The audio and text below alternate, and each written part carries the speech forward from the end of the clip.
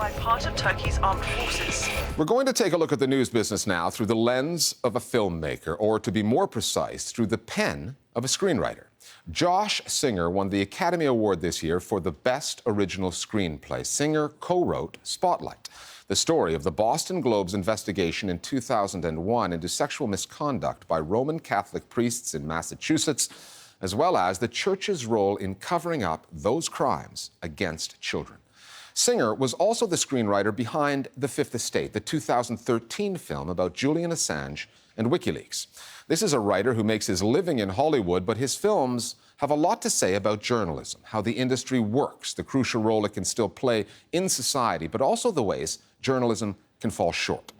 I sat down with Josh Singer recently in New York City to discuss his films, the state of journalism in America today, the Donald Trump phenomenon, and the media's role in that.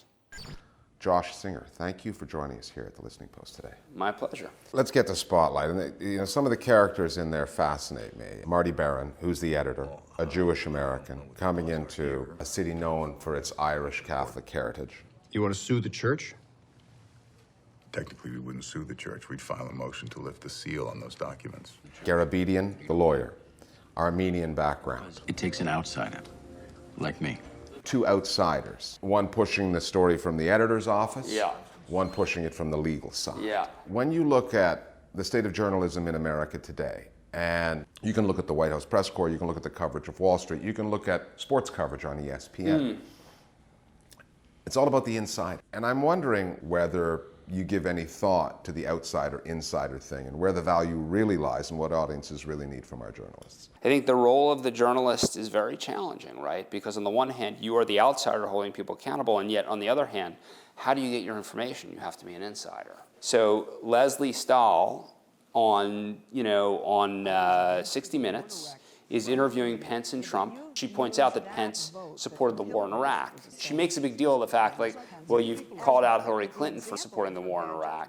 And she calls him out on that, and he gives some, ridiculous response. He's entitled to make a mistake every once in a while. But she's not. Okay, come on. But she's not. She's not. No, she's not. But what's amazing is she didn't call him out on the bigger lie, which is that actually he supported the war in Iraq. So why is it that our journalists don't hold him accountable? Right? Is it that they're too inside? Is it that they need him too much?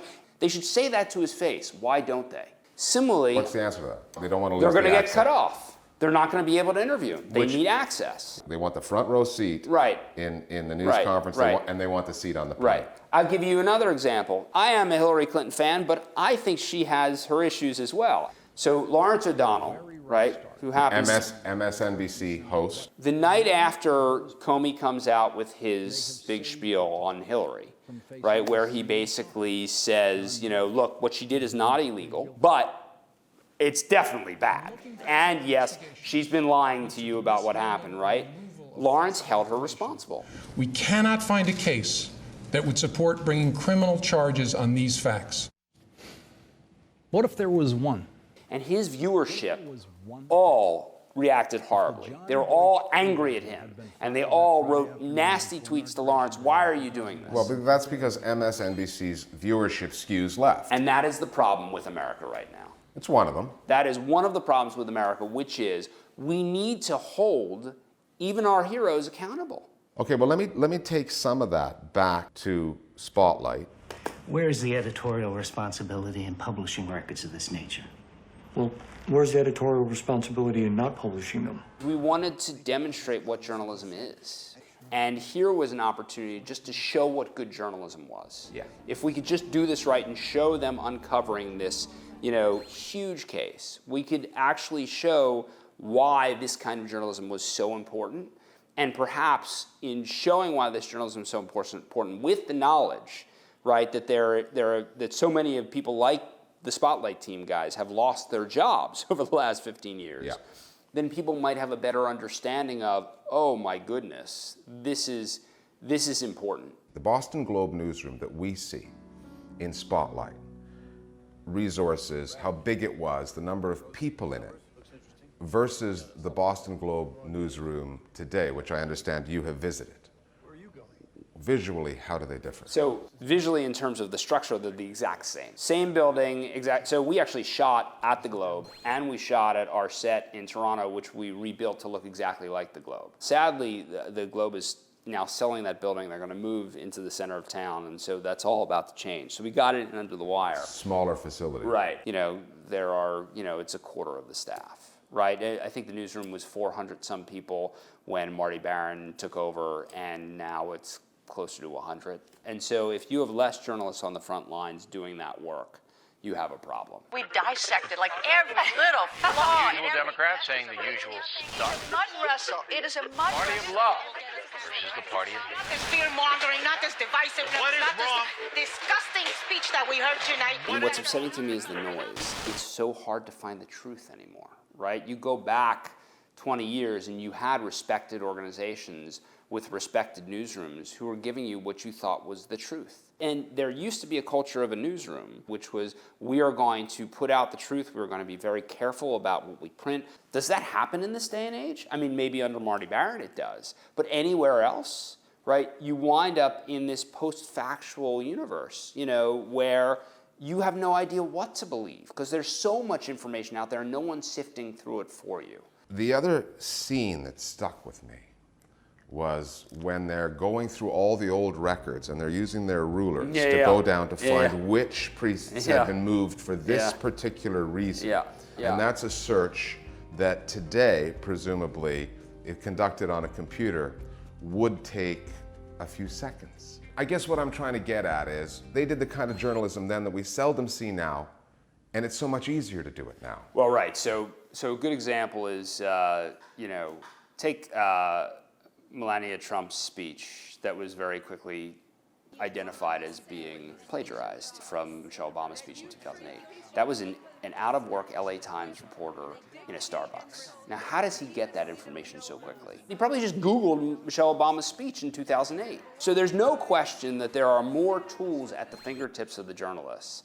But I think one of the things we really tried to get across in the movie was the process. It is about going out there and doing that and talking to people and getting information. It's not just Googling stuff. And I think, in some ways, the things we were able to say in Spotlight about journalism, because we're looking at that story 15 years later, we're able to have much more perspective and say much bigger things about it. If I were writing the story of WikiLeaks right now, I would take a much different tack because I know what happened with Snowden. And what I would be interested in is that Julian really pioneered this thing of taking data and giving it to news organizations and this front end, back end, and how that worked. This is a code to a temporary site. I'll send you the link in 24 hours. You'll find the war logs there. So it's a deal. We publish, you publish. For someone in my position who's trying to tell a narrative, it's almost hubristic to try to approach it when you're right on top of it, without the lens of history. The Trump phenomenon, the media blank show, are they to blame? Where does the responsibility lie? Is it just an imperfect storm of happenstance, a one-off? Is this where we're going? There are so many lies and so many false steps. The thing about Trump is that Trump lies, he gets called out on it, and he keeps lying. Yeah. And why is that possible? Why is it possible that a politician can lie about something, get called out on what the truth is, and continue to lie? And that's what, and I don't know who to blame in the media, but our media is broken. Anyway, it sounds like you've thought a lot about this. A little bit. It sounds like screenplay in the works? Well, next, oddly enough, is I just wrote a movie about Neil Armstrong, which I'm pretty excited about. The first man to land on the moon. So you're just tired of journalism? No. You're going to outer space to get away from journalism? Personally, I wish you would make more films about journalism. Josh Singer, congratulations on Spotlight, and we wish you all the best with your future projects. Thanks very much. I appreciate it. Attempt by part of Turkey's armed forces.